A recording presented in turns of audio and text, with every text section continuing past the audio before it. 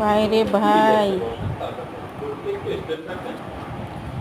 ভাইরে ভাই, কালকে একটা জরুরি কাজে ছবি তোলার জন্য গিয়েছিলাম স্টুডিওতে।